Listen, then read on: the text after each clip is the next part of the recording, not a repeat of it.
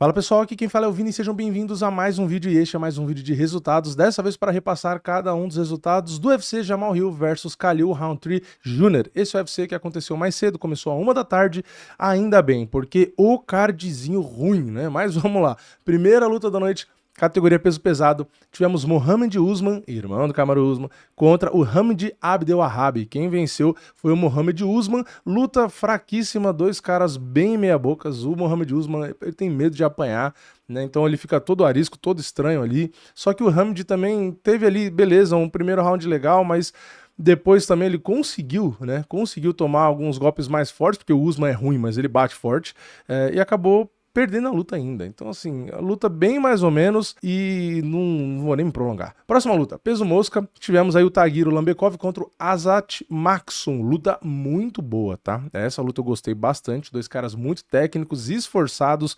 O Azat Maksum aí é um cara que mostrou boa defesa de quedas, boas quedas, boa trocação, guerreiro, enfim, gostei muito desse cara, tá? Um cara realmente muito habilidoso. E o Lambekov a gente já conhecia um pouco mais, também tem muita qualidade, enfim, e acabou vencendo, né? Essa luta teve um resultado polêmico, a galera no geral não concordou muito, a galera na transmissão, né? Porque se a gente olha ali no MMA Decisions, tá? Teve gente que enxergou, tá? 3-0 pro Lambekov, a maioria enxergou 2-1 pro Lambekov e a minoria enxergou pro Maksum. Mesmo olhando ali no verdict, se eu não me engano, também tava a maioria marcando pro Lambekov, tá? Então, teve muita gente que assistiu a transmissão brasileira que tava discordando bastante. Eu tendo também a achar uma luta extremamente parelha, tá? Então, eu não acho que é garfo, eu acho que tem discussão para os dois lados. Se a gente vai olhar ali round a round, tá? A votação do público, a gente teve o round mais fácil de marcar sendo o primeiro, que foi pro Lambekov, mas ainda assim foi só 65% do que a galera escolheu, tá, de pontuação.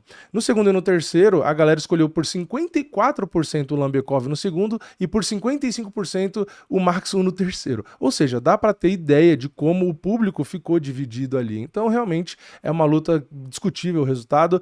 Eu, por um lado, sinto um pouco de pena ali, pena é forte, né? Mas eu fico um pouco triste porque o Azat lutou demais, né? Mas, enfim, é uma luta que eu não acho que ninguém ali sai perdendo, nenhum dos dois sai perdendo, os dois lutaram demais, mas é isso, tá? Então, na transmissão brasileira, acharam que o Lambekov venceu, não tem problema nenhum ter achado que o Tagir Lambekov não, que o Azat Maksum venceu, e não tem problema nenhum, assim como quem viu o Lambekov vencendo também não tem problema nenhum, tá? Eu talvez puxasse um pouco pro Azat mesmo, tá? Mas enfim, como eu falei, a luta é muito dura, então é isso, né? Não tem muito o que fazer. Infelizmente, quando a luta não acaba por nocaute ou decisão, tá sujeito à decisão e, como eu falei, pra mim não é nenhum absurdo. Depois, na próxima peso galo feminino, tivemos a Cláudia Sigula vencendo a Irina Alexeva.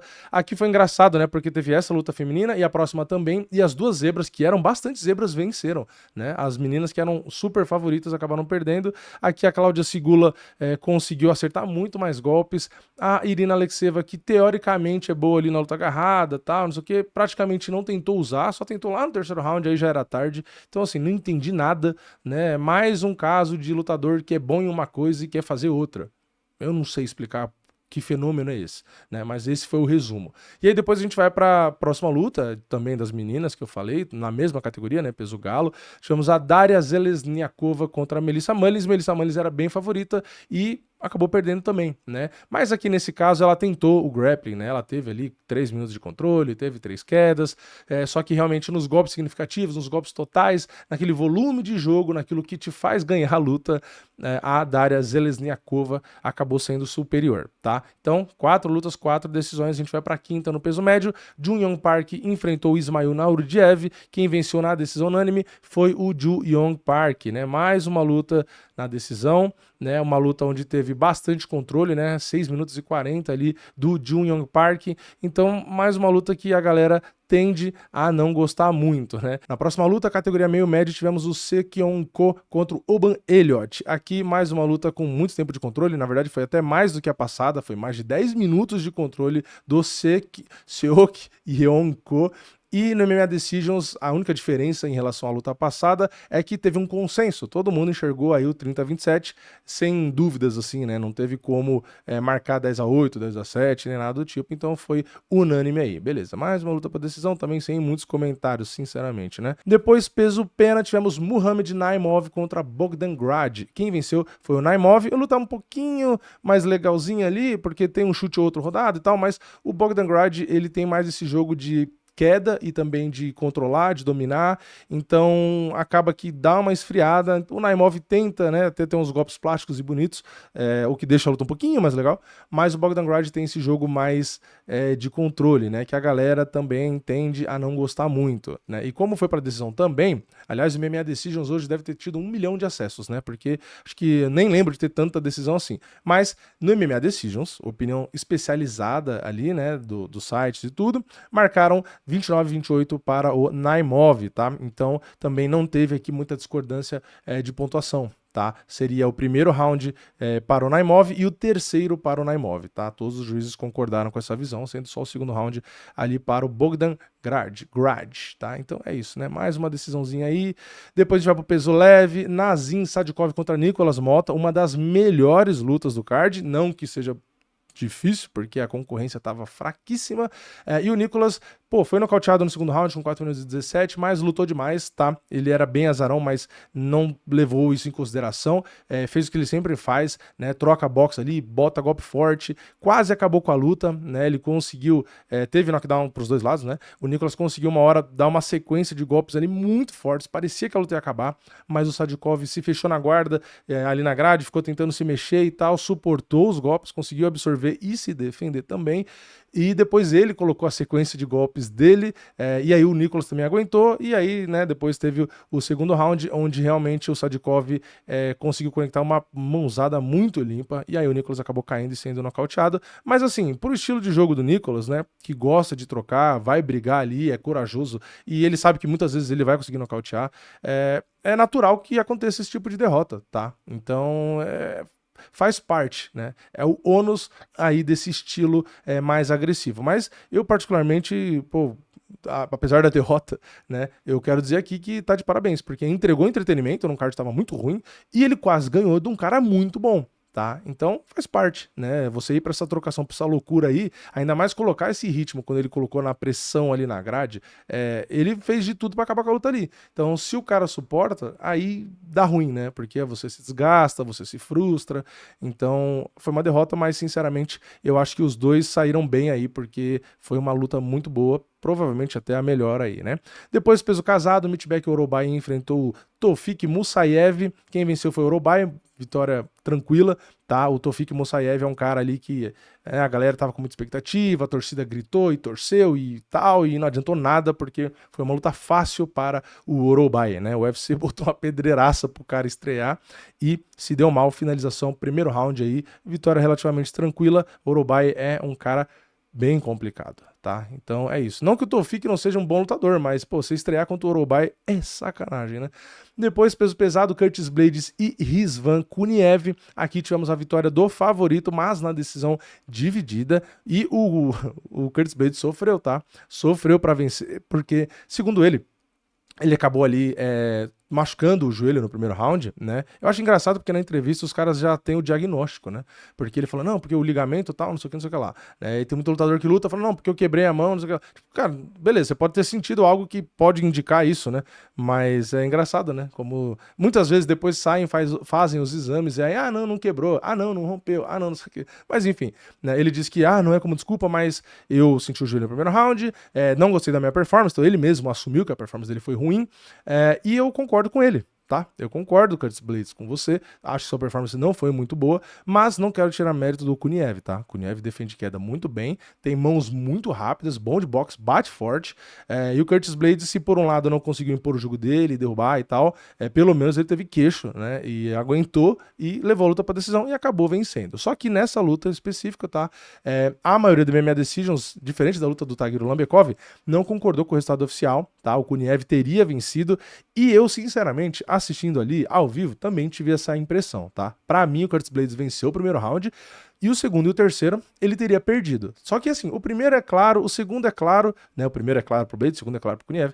E o terceiro, eu enxerguei pro Kuniev, mas talvez dê para ter uma discussão ali. Eu acho que o Kuniev ganhou, tá? Então, é aquilo, né? O cara teria vencido no top 5, mas ele deu azar aí na interpretação dos juízes, tá? Mas comenta aqui, você acha que o Curtis Blades venceu ou não? Tá, essa luta aqui, eu tô com a maioria do MMA Decisions, tá? Eu acho que o Kuniev teria sim vencido, mas luta legalzinha, tá? Pra peso pesado foi acima da média, o entretenimento, pelo menos, porque geralmente é bem ruim, né?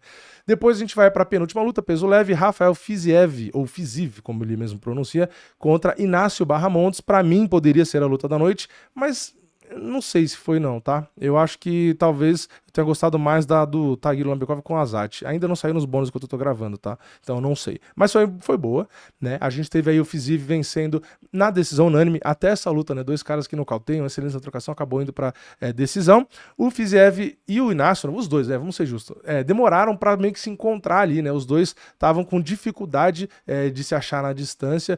Mesmo o Barramont sendo grande, ele também não tava achando tão fácil assim a distância, porque o Fiziv, como ele tinha essa desvantagem, ele ficou fintando muito, ficou bem de longe, e ele é rápido, então não foi tão tranquilo assim de se encontrarem, e o Fiziv lutou mais no MMA, né? Ele acabou recorrendo ali às quedas, o que eu achei extremamente inteligente, tá? Ele tentou 4 quedas e conseguiu derrubar as 4 vezes, sempre ali de maneira estratégica para vencer round, o que é muito correto, porque deixar na mão do juiz já é complicado, os juízes de hoje já estavam meio duvidosos, então era muito melhor que ele garantir esse round lutando mais MMA, derrubando, batendo no ground and pound. Então, esse palpite aqui, eu fiz era leve azarão, né? Quando eu fiz o vídeo, eu falei que eu achava que ele seria favorito pelo calibre, né? De adversários que ele tinha pego e tal. E ele realmente acabou vencendo, mas uma luta realmente dura, tá? Não foi tão fácil, não. O Inácio Barramontes provou que realmente é um cara aí de qualidade, mas ainda não tá no nível do Fiziv, tá? Então, gostei. O Fiziv é um cara muito da trocação, mas que foi inteligente. Eu gosto disso. Quando o cara luta MMA, ele é muito bom numa área. Sim, mas você precisa recorrer, né, a outros recursos, senão acaba dando ruim. Então, parabéns aí, luta legal. Dentro desse card aí, realmente uma das melhores, para alguns até talvez a melhor. E na luta principal, meio pesado, tivemos o Khalil Rountree Jr. contra o Jamal Hill. Luta que também, obviamente, foi para decisão, porque quase tudo nesse card foi para decisão. E o Khalil Rountree lutou muito bem, conseguiu knockdown, conectou muito mais golpe, usou chute a luta inteira, chutou tudo que era jeito ali, as pernas do Jamal. O Jamal também chutou e chuta forte, mas o Khalil botou muito mais volume ali nesses chutes, né? Ele é bem menor, então tem que usar esse recurso. Ele é habilidoso chutando e o Jamal é mais do boxe, então você junta a fome com a vontade de comer, né? Você tem um cara que chuta muito, é rápido e tal, que é menor, ou seja, ele vai ter que usar mesmo os chutes, com um cara que não se defende tão bem dos chutes, porque ele fica mais naquela postura do boxe. Os dois são canhotos, então também facilitou que um chutasse a perna da frente do outro, e né, nesse jogo todo, quem levou a melhor foi o Khalil, até porque o Jamal já fez cirurgia no tendão de Aquiles, fez cirurgia também já no joelho, então ele é um cara que também é maiorzão, deve ficar mais pesado na hora da luta, então junta tudo isso, né? O Khalil fez um jogo muito inteligente, e o Khalil, ele venceu na decisão, eu vi que teve gente criticando, mas eu não vejo isso como algo ruim, tá? Pro lado do entretenimento, óbvio que é, né? Nocautear é muito mais legal. Mas ele provou e falou na entrevista depois da luta, dentro do octógono, que ele quis lutar de maneira mais inteligente, porque ele queria corrigir os erros da luta dele contra o Poatan, e eu acho que ele tá certo, tá? Ele realmente errou em alguns quesitos contra o Poatan, que nessa luta ele corrigiu. Né? Contra o Poatan, ele gastou muita energia para ter aquele início de primeiro e segundo round, onde ele venceu, né? E foi muito bem, conseguiu bater bastante no Poatan, mas ele gastou tudo que ele tinha. E o Poatan é muito bom de gás, né? O Poatan é bom de queixo, é bom de gás. Então, o Khalil acabou se desgastando ali e o Poatan cresceu e atropelou ele depois, né? Então, nessa luta, ele teve essa proposta diferente. Ele veio dosando. Então, ele explodia, sim, mas em poucos segundos, né? Ele tinha várias janelas de explosão, onde ele botava uma sequência, botava ali overhand, machucava, atrapalhava o Jamal não conseguia colocar o ritmo dele, até porque estava com a perna ruim.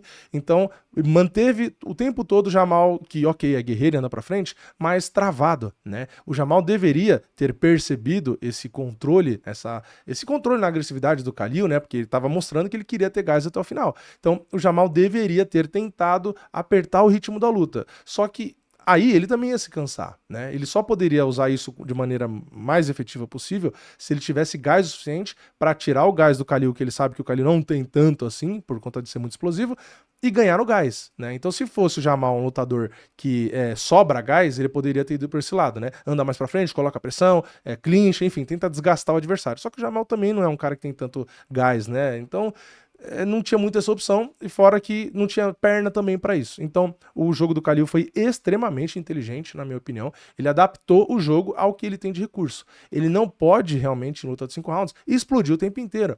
Tá? Se fosse uma luta de 3 rounds, por exemplo, contra o Poatan ou contra o Jamal, ele poderia ter sido muito mais contundente, porque aí ele pode ficar explodindo mais vezes sem morrer no gás. Agora, 5 rounds, ele não tem um biotipo para isso, tá? Então, por mais que fale, mas é só treinar e tal, ele pode realmente treinar, mas é aquilo, a quantidade de massa muscular, o tipo de fibra muscular, esse tipo de coisa é a característica dele. Então ele é um cara com mais músculo e com mais explosão. Então é muito difícil ele conseguir o tempo todo explodir em uma luta de 25 minutos, tá? Então ele poderia ter nocauteado? Óbvio, era uma questão de escolha. Só que e se o Jamal não é nocauteado? Né? E aí, o que acontece? Então, é o que eu falei no meu vídeo pré-evento, né? Eu achava que se a luta durasse, eu achava o Khalil favorito, né? Foi o meu palpite, mas eu falei, se a luta durar, é o risco do Khalil perder, né? A chance do Jamal ganhar, essa luta fosse mais longa, né? E a luta foi mais longa, só que foi longa como? Com o Khalil dosando. Então o Khalil teve gás os 5 rounds. Então aí o Jamal não teve o momento onde ele ia ter vantagem, né? Não chegou esse momento. Então eu gostei muito da performance do Khalil Roundtree, tá? Eu acho que ele lutando dessa forma, ele tem chances de vencer qualquer nome ali do meio pesado, né? Porque realmente o desgaste físico é o que atrapalha o jogo dele, é o ponto fraco dele, né? Só que, óbvio, pegando um Poatan, vai ser muito difícil mesmo assim, mesmo lutando dessa forma. Pegando o Ankalaev vai ser difícil do mesmo jeito, porque o Ankalaev tem o grappling ali para fazer isometria e te cansar. Então, assim, ele quer ser campeão, tem o sonho. Eu acho até legal que seria legal, né, ele ser campeão um dia, porque parece um cara muito gente boa, realmente ele sonha com isso. Pô, acho que seria muito legal ele conseguir, né? Mas é uma categoria onde tem Ankalaev, onde tem Poatan.